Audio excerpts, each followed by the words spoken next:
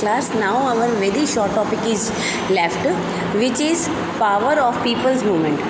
कि जो लोग हैं, पीपल्स हैं, उनकी मूवमेंट में कितनी पावर है. जैसे कि मैंने आपको पिछले वीडियो में ये बताया कि अगर कोई कंट्रोवर्शियल लॉ पास हो जाता है तो लोग उसके खिलाफ़ प्रोटेस्ट कर सकते हैं. उसकी मैंने काफ़ी सारी आपको पिक्चर्स भी दिखाई कि लोग प्रोटेस्ट.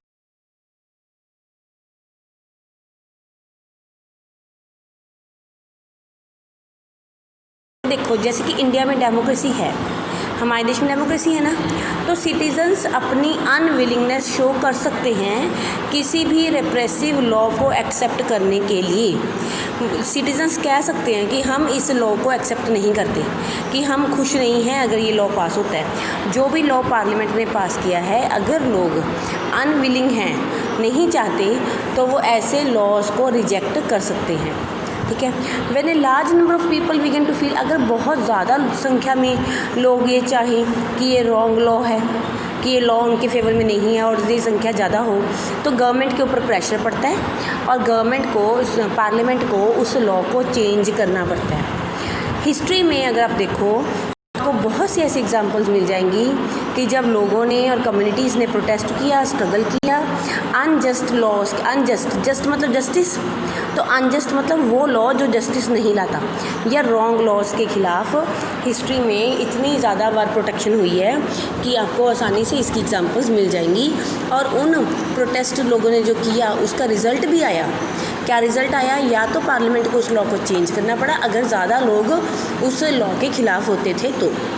नेक्स्ट देखो, ये देखो वर्ल्ड बैंक, ये मैं आपके डिफरेंट पिक्चर्स हैं लोगों के प्रोटेस्ट करने की. ये देखो, लोग प्रोटेस्ट कर रहे हैं, लोग पीपल्स प्रोटेस्ट की, ये अलग अलग टॉपिक्स के ऊपर लोग प्रोटेस्ट कर रहे हैं. अब मैं आपसे बात करती हूँ यहाँ यूएस की, यूनाइटेड स्टेट्स की. ठीक है, यूएस की. वर्ल्ड नॉर्थ अमेरिका के मैप में यूएस आपको पता ही है. यहाँ की मैं आपसे बात करती हूँ.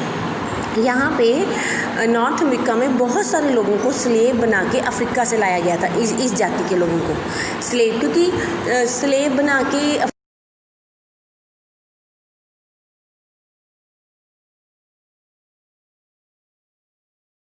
में काम नहीं करना चाहते थे, एग्रीकल्चर में काम नहीं करना चाहते थे, इसलिए ये है आपके सामने अफ्रीका का map.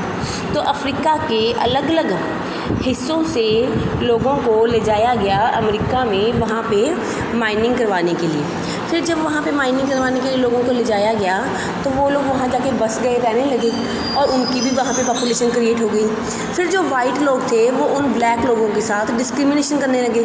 Waiting room for whites only, इस तरह से वो अपने आप को अलग रखते थे, वाइट कम्युनिटी के लोग ब्लैक से, या फिर अफ्रीका के लोगों से अपने आप को अलग रखते थे. तो एक पर्सन है, ये आपके सामने एक पर्सन है, इसका नाम है रोज़ा पार्क. क्या नाम है इसका? रोज़ा पार्क. तो ये जो रोज़ा पार्क है, इसने प्रोटेस्ट किया, विरोध किया कि अमेरिका में इसके इस छोटे से एक विरोध किया था रोज़ा पार्क ने, और उस विरोध की वजह से इन ब्लैक लोगों को अमेरिका में, यूएस में इक्वल राइट्स मिले. तो वो स्टोरी क्या थी मैं आपको वो बताती हूँ. देखो कि जो रोज़ा पार्क्स है वो एक अफ्रीकन अमेरिकन वुमेन थी. अफ्रीकन अमेरिकन का मतलब है जो अफ्रीका से लाई गई है पर अब वो अमेरिका में रहती है. ठीक है. तो वो एक बस में एक सफ़र कर रही थी, तो उसने अपनी सीट एक वाइट पर्सन के लिए छोड़ने से मना कर दिया. तो एक वाइट पर्सन बस में चढ़ा, क्योंकि धीरे धीरे इन लोगों को बसेस में इक्वल ट्रैवल करने का राइट मिल गया था वहाँ पे.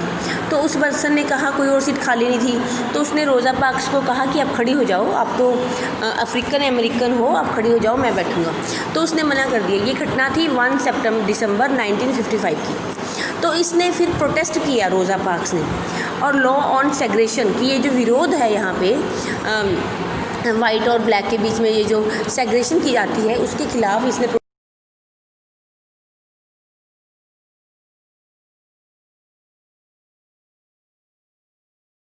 इसकी वजह से अमेरिका में सिविल राइट्स मूवमेंट स्टार्ट हो गई.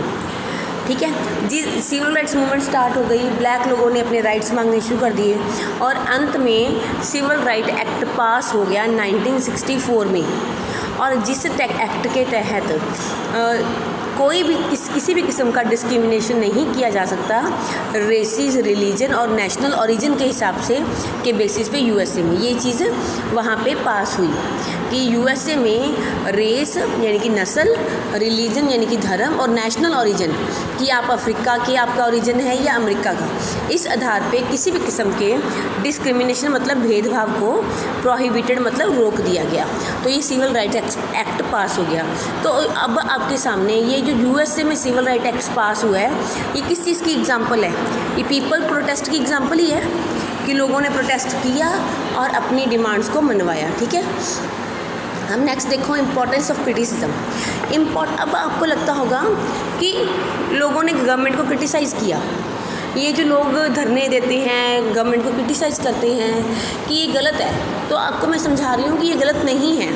क्रिटिसिज्म मतलब आलोचना करने की बहुत ज़्यादा इम्पोर्टेंस है, लोगों को आलोचना करनी चाहिए सरकार की, इसकी बहुत ज़्यादा बेनिफिट्स हैं। देखो कहते जो सिटीजन्स हैं work does not and with, हम आम लोगों को क्या लगता है कि सिटीजन्स का काम है इलेक्शंस में वोटिंग करना और अपने रिप्रेजेंटेटिव को चुन लेना, बट नहीं, यहाँ तक ये बात ख़त्म नहीं होती।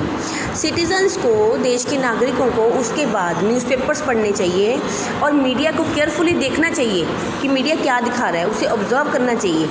ठीक है, एमपीज़ के कामों को ऑब्जर्व करना चाहिए, जो हमारे मेंबर ऑफ पार्लियामेंट क्या काम कर रहे हैं, उसके बाद सारी बात को समझ के